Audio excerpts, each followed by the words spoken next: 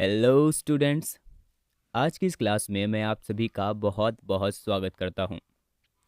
आज की क्लास में हम पढ़ने जा रहे हैं हिंदी व्याकरण का सबसे बेसिक और सबसे इम्पॉर्टेंट टॉपिक संज्ञा के बारे में।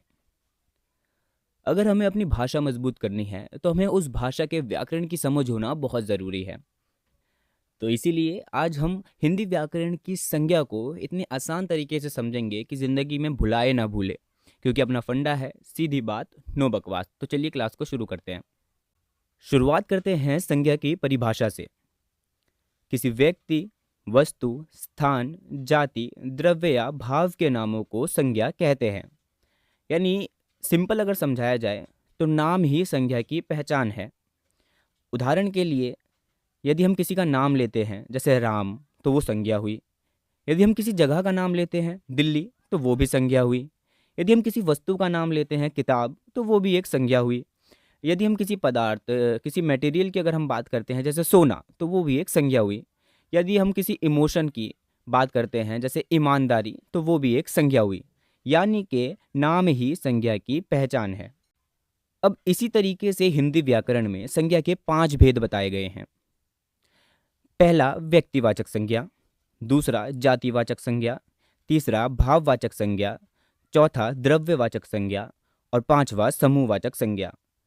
आपको स्कूल में कभी कभार 3 भेद भी पढ़ाए गए हैं, लेकिन हिंदी व्याकरण के अनुसार संज्ञा के 5 भेद होते हैं। अब एक एक करके इन सभी भेदों के बारे में भी पढ़ते हैं। तो पहला है व्यक्तिवाचक संज्ञा, यानी किसी विशेष व्यक्ति, स्थान या वस्तु के नाम को व्यक्तिवाचक संज्ञा कहते हैं। तो इस पर हमें विशेष शब्द पर ध्यान देना जरूरी है, क्योंकि ये हर किसी पर लागू नहीं होता। किसी विशेष व्यक्ति, किसी विशेष स्थान, किसी विशेष वस्तु पर ही ये लागू होता है। उदाहरण के लिए, जैसे किसी व्यक्ति का नाम राम है तो वो व्यक्तिवाचक संज्ञा हुई। किसी लड़की का नाम सीता है तो वह व्यक्तिवाचक संज्ञा हुई। किसी जगह का नाम दिल्ली है तो वो व्यक्तिवाचक संज्ञा हुई। किसी नदी का नाम गंगा है तो वो व्यक्तिवाचक संज्ञा हुई। ठीक है। तो व्यक्तिवाचक संज्ञा यानी किसी विशेष व्यक्ति, स्थान या वस्तु के नाम को व्यक्तिवाचक संज्ञा कहते हैं।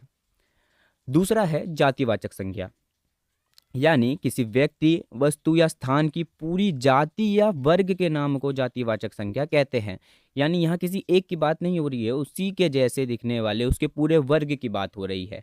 यदि हम लड़का बोलते हैं तो हम वहाँ पे किसी एक को इमेजिन नहीं करते, हम लड़के के पूरे वर्ग को इमेजिन करते हैं। यदि हम शहर की बात करते हैं तो वहाँ स्पेसिफिक किसी एक शहर की बात नहीं हो रही है, जितने भी शहर है सब की बात हो रही है। ठीक है। उसी तरीके से यदि हम पुस्तक की बात करते हैं तो किसी एक पुस्तक, स्पेसिफिक पुस्तक की बात नहीं हो रही है, उसके जैसी सारी पुस्तकों की बात हो रही है। यानी कि किसी व्यक्ति, वस्तु, स्थान की पूरी जाति या वर्ग का जो बोध कराए वो जातिवाचक संज्ञा कहलाता है।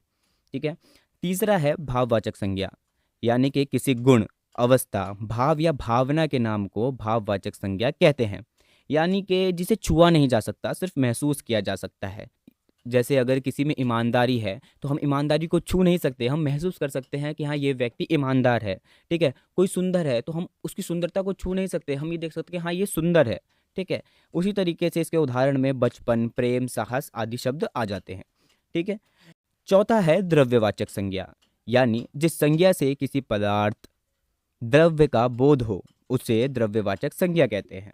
उदाहरण के लिए, जैसे कि जो चीज़ें हम तौल सकते हैं या माप सकते हैं, जैसे सोना, चांदी, पानी, दूध, तेल आदि आदि। ठीक है। ऐसी चीज़ें जिसे हम माप सकते हैं, जिसे हम तौल सकते हैं, वो द्रव्यवाचक संज्ञा कहलाती है। पांचवा है समूहवाचक संज्ञा, यानी जो संज्ञा किसी समूह या झुंड का बोध कराए उसे समूहवाचक संज्ञा कहते हैं। समूह शब्द से ही आप समझ रहे हैं कि बहुत सारे लोगों का एक समूह। उदाहरण के लिए सेना। ठीक है। झुंड, भीड़, कक्षा या परिवार। ठीक है। होप सो आपको ये पांचों भेद पूरी तरीके से समझ आ गए होंगे। अब एक लाइन में ही इन पांचों भेद का रिवीजन करते हैं।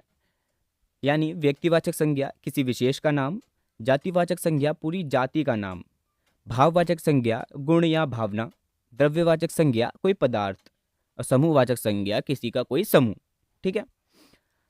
अब संज्ञा से जुड़े कुछ सवाल को हम हल करेंगे। ठीक है। संज्ञा से जुड़े कुछ सवाल हम सॉल्व करेंगे, जिसके आंसर आप लोग मुझे बताएंगे कमेंट बॉक्स में। ठीक है। तो संज्ञा से जुड़ा हमारा पहला सवाल है, दिल्ली किस प्रकार की संज्ञा है? आपके पास 5 सेकंड का वक्त है, फटाफट जल्दी जल्दी कमेंट कर दीजिए। आपके ऑप्शन है ए जातिवाचक, बी भाववाचक, सी व्यक्तिवाचक और डी समूहवाचक।